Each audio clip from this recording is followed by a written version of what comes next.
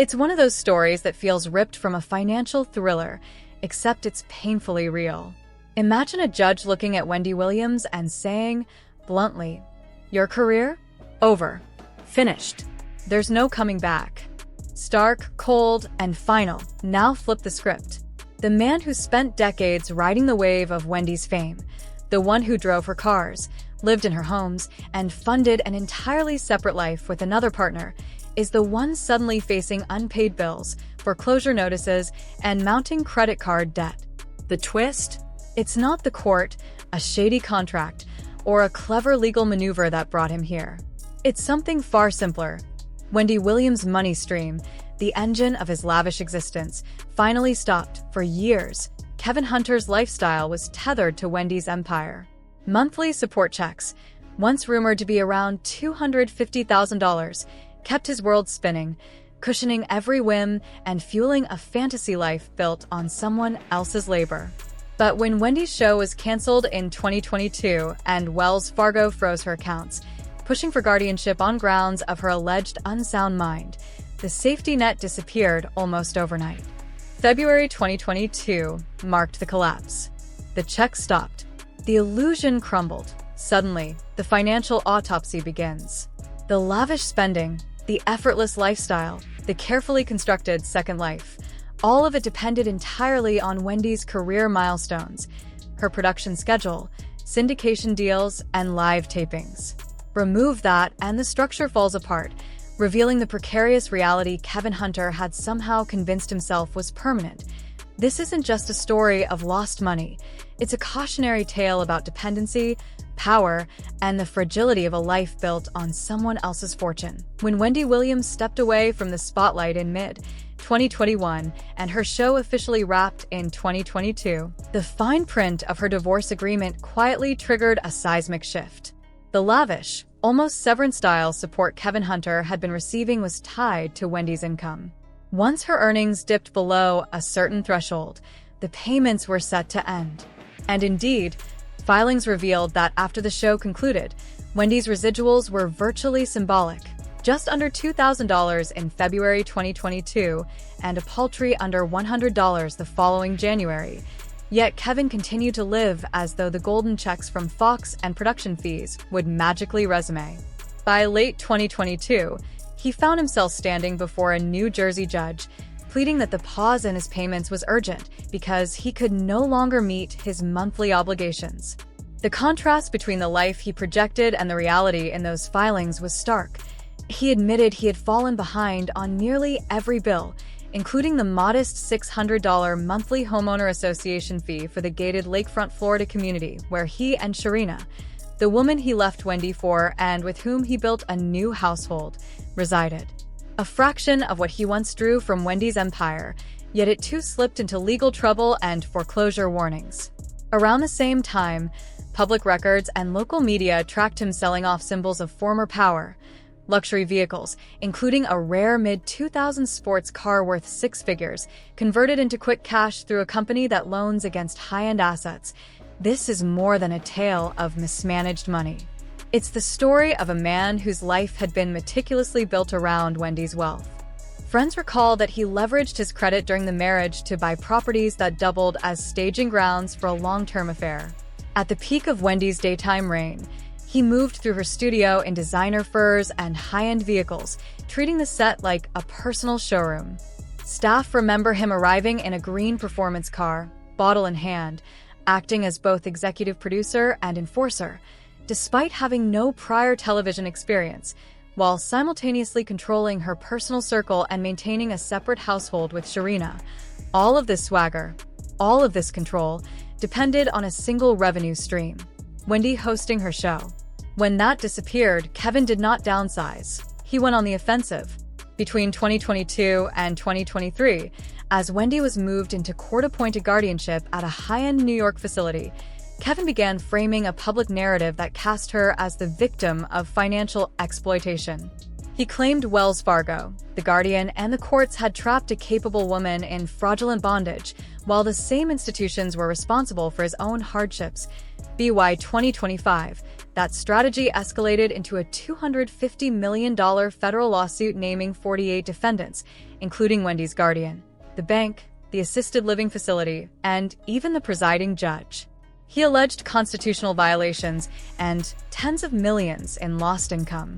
The judge overseeing the guardianship slammed down on the narrative, warning that Kevin's media accusations could trigger severe consequences, emphasizing that a gag order was in effect and any further violations would not be tolerated. The judge's presence has cast a long shadow over the saga, intimidating more than a few involved. On the surface, Kevin Hunter's federal lawsuit reads like a mission to rescue Wendy and reclaim her supposedly lost earnings. But a closer look reveals a different story, a man scrambling to recast himself as her champion at the exact moment his own financial house of cards is collapsing. The filing doesn't call for ending Wendy's guardianship outright. Instead, it seeks to replace her current guardian and install Kevin as her legal next friend, a position that would allow him to speak and act on her behalf in court. At the same time, he's still chasing nearly 2 years of back support, while her guardian counters with a claim seeking more than $100,000 in alleged overpayments that slipped through via automatic bank transfers before the accounts were fully frozen.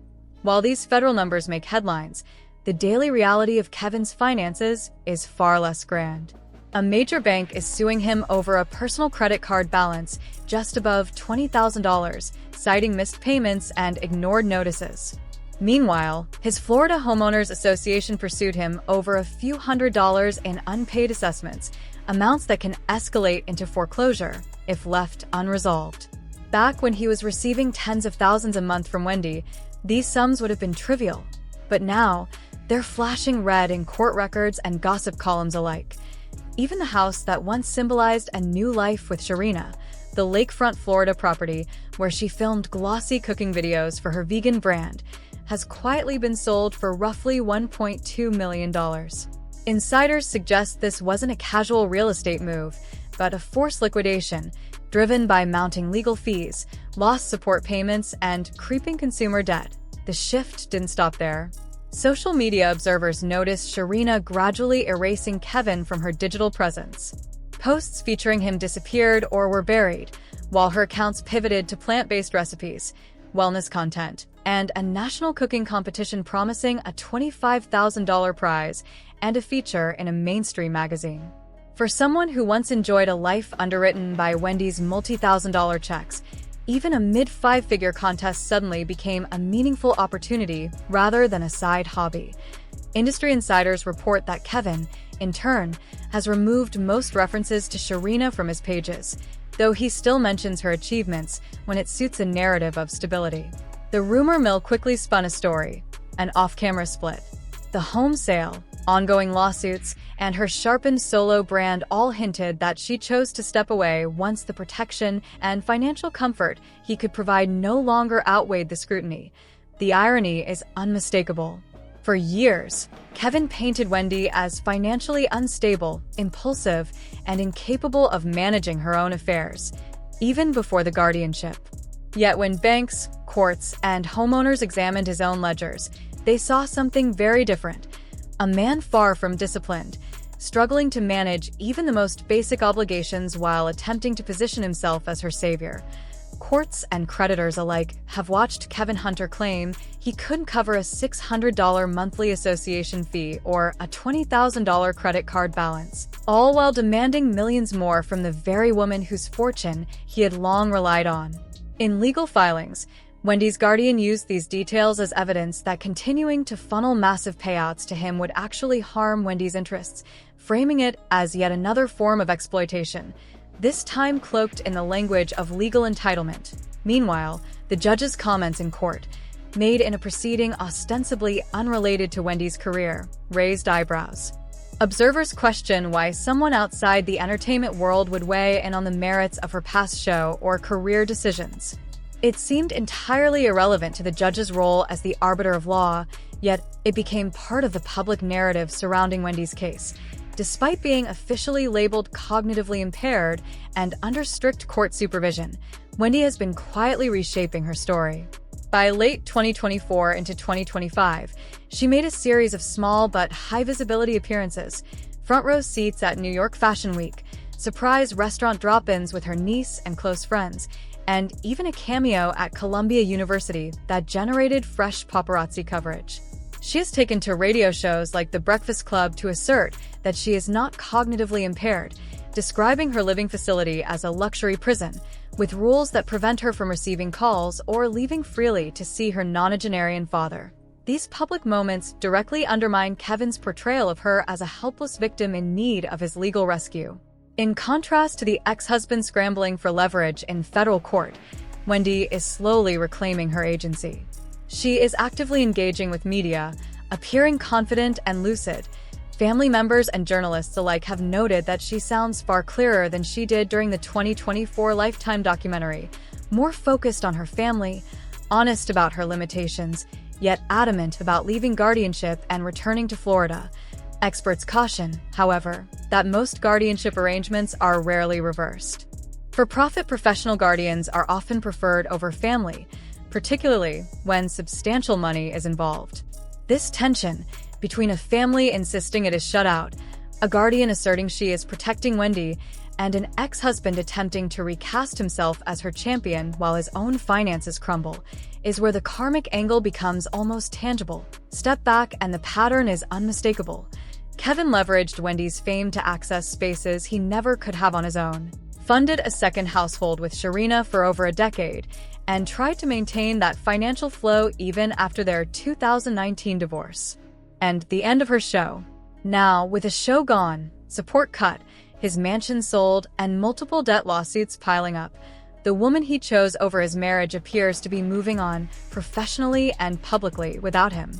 Yet instead of quietly rebuilding, Kevin has tied his financial survival to a sprawling federal lawsuit that hinges on convincing a jury that Wendy's guardianship is not only flawed but a full-blown conspiracy, just as Wendy herself is gingerly reclaiming her voice, her presence, and her story. Here's the part that really makes you stop and take notice. Why, in a case about Wendy Williams' finances and autonomy, is there a gag order preventing her from speaking publicly about her own circumstances? Why is the judge restricting her voice? That question alone looms over the story. But the bigger picture is even more striking. While Kevin Hunter pours energy into federal lawsuits, battles over five-figure debts, and seeks the court's recognition as Wendy's legal advocate, her guardian and legal team are focused on a far more basic point. Every extra dollar Kevin received in alimony came directly from an estate now strained by medical bills, $25,000 a month facility fees, and mounting attorney costs. If the court eventually rules that his overpayments must be returned, and if his $250 million federal claim collapses as his earlier alimony pushed it, the narrative shifts dramatically. This is no longer about Kevin forcing his way back into Wendy's financial orbit. It's about what happens when the last lifeline he clings to finally snaps, right as Wendy inches toward regaining control over her own life and money. Follow the money, and the trajectory becomes almost inevitable. By early 2025, the Florida lakefront house that had symbolized his new life was officially in jeopardy. Court filings and homeowners association actions confirmed what insiders had long whispered. The man who once strode through studio halls in fur and leather was now behind on basic obligations tied to the very roof over his head. This wasn't just a house.